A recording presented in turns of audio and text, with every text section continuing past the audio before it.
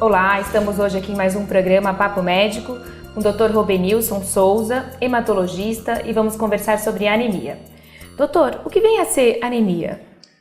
Anemia é uma terminologia usada para uma redução na quantidade de glóbulos vermelhos ou de hemoglobina de acordo com determinados parâmetros. O mais habitualmente aceito, de 11 gramas por decilitro em mulheres e 13 gramas por decilitro em homens.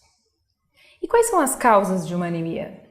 A anemia ela pode se dever tanto a uma redução na produção desses glóbulos vermelhos pela medula óssea, quanto num consumo exagerado por algum outro fator que não diretamente relacionado à produção de medula óssea, sangramento ou uma hemólise, por exemplo. Dr. Robenilson, gostaria que o senhor falasse um pouco a respeito das anemias carenciais. Bem, anemias carenciais elas decorrem de uma enormidade de possibilidades. A mais frequente que a gente tem é da anemia de carência de ferro, que é a mais prevalente na população. Dentre elas, também a gente pode falar de deficiência da vitamina B12 e de ácido fólico, que são menos prevalentes, mas também importantes. Quais os alimentos que o paciente pode encontrar o ferro? O ferro ele tem uma origem bem diversa. A gente pode encontrar alimentos ricos em ferros tanto de origem animal quanto vegetal. Dos alimentos de origem animal, normalmente o ferro está sob a apresentação M, que tem mais fácil absorção. De origem vegetal é o não M, mas também absorvível. Não existe uma exclusividade de origem animal ou vegetal do ferro, ele pode ser encontrado em ambas as formas. Os vegetarianos são mais suscetíveis ou não a desenvolver anemias? Ao desenvolvimento da anemia por carência de vitamina B12, sim, eles são mais suscetíveis. A vitamina B12 ela é quase exclusiva de alimentos de origem animal. Então, pessoas que se alimentam exclusivamente de vegetais podem vir a desenvolver a deficiência de vitamina B12. E como isso é balanceado? A dieta só de vegetais e a deficiência? Como deve ser corrigido com a dieta? O que se sugere é nas pessoas que desejam uma alimentação estritamente vegetariana, o que é defensável, não há nenhum problema nisso. Se faça a complementação de vitamina B12 por via oral, como o complexo B, por exemplo. Já para o ácido fólico e para o ferro, não necessariamente é requisitado uma reposição via oral. O controle pode ser feito laboratorialmente e, se houver uma carência, aí sim fazer essa reposição. Além das anemias carenciais, temos alguns outros tipos de anemia. Gostaria que o senhor falasse um pouquinho para as pessoas de casa. A anemia carencial é de longe a mais prevalente, sobretudo aquela por carência de ferro, muito comum em mulheres, sobretudo em mulheres de idade fértil e decorrentes do hiperfluxo menstrual.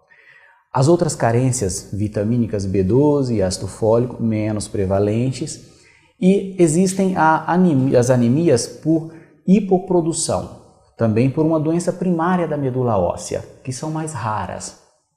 Além disso, a gente também tem as anemias por hemólise, por destruição excessiva dos glóbulos vermelhos, quase sempre por doenças autoimunes.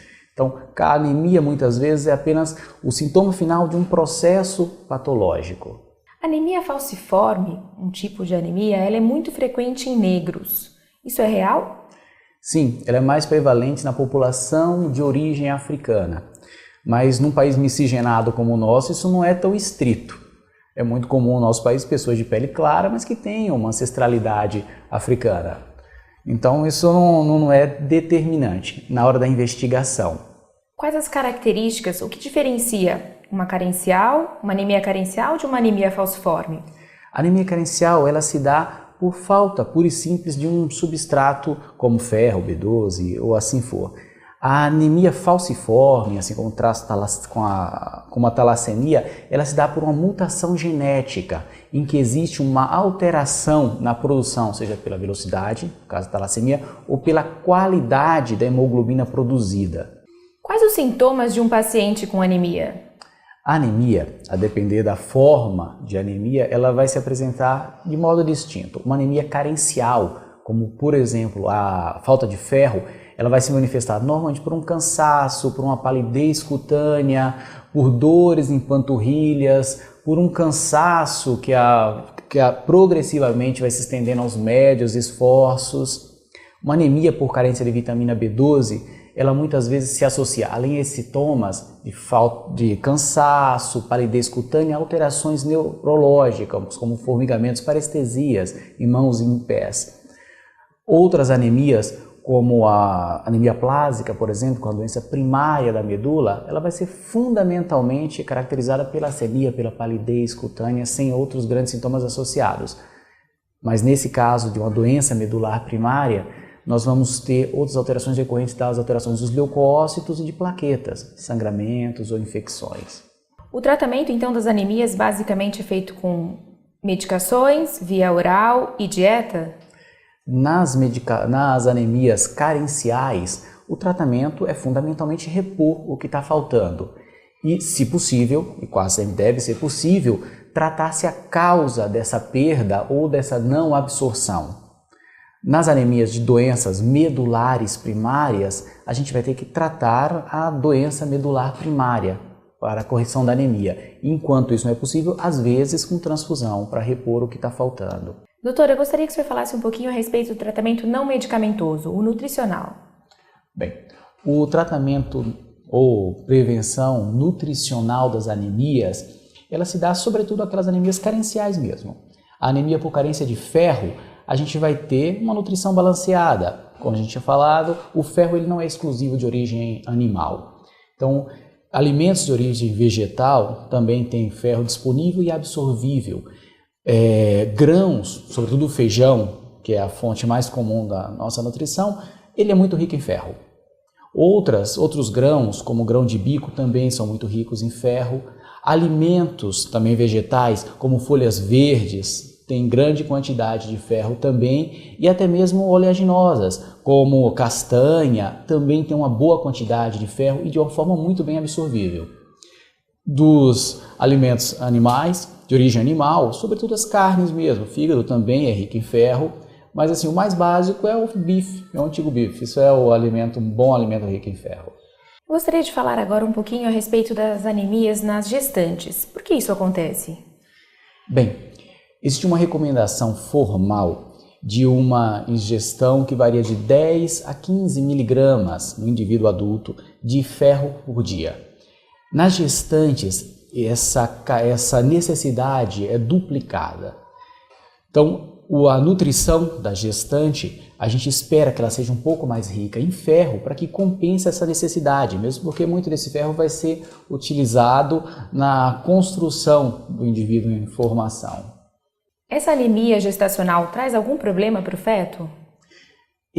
Primeiro existe uma leve anemia dilucional na gestação. Isso é natural, isso é fisiológico, mas isso é de pequena monta.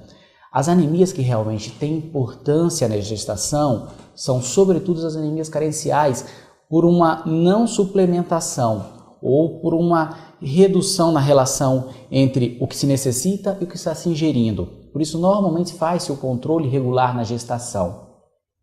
Durante a gestação, obviamente, o obstetra vai fazer esse controle, tanto através do hemograma, como muitas vezes também pela dosagem de ferro, folato, ou às vezes até B12 mesmo, e corrigi-la quando necessário. Doutor, eu gostaria que o senhor falasse um pouquinho a respeito da anemia nos homens. Bem, em homens, indivíduos adultos falando, definitivamente nunca é normal encontrar-se um quadro anêmico. Não que seja normal em mulheres, mas em mulheres muitas vezes isso decorre do hiperfluxo menstrual, absolutamente compensável e sem investigações tão complexas. Mas em homens adultos, um quadro anêmico é sempre de relevância a ser investigada, já que é extremamente raro uma anemia no indivíduo saudável apenas por uma baixa absorção. Nesses casos a gente vai sempre encontrar ou uma síndrome desabsortiva importante ou uma perda contínua, quase sempre através do sangue oculto, que são perdas do trato gastrointestinal que passam sem que sejam notadas e que só vão se manifestar quando essa carência de ferro decorrente da perda tornar-se muito relevante e clinicamente a anemia se manifestar.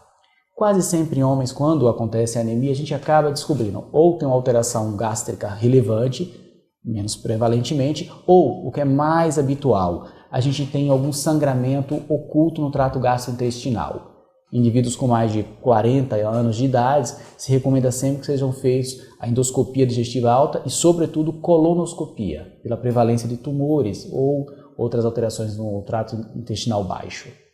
Muito obrigada, Dr. Robenilson, pelas informações. Tenho certeza que foram muito úteis para as pessoas em casa. Obrigado a vocês também.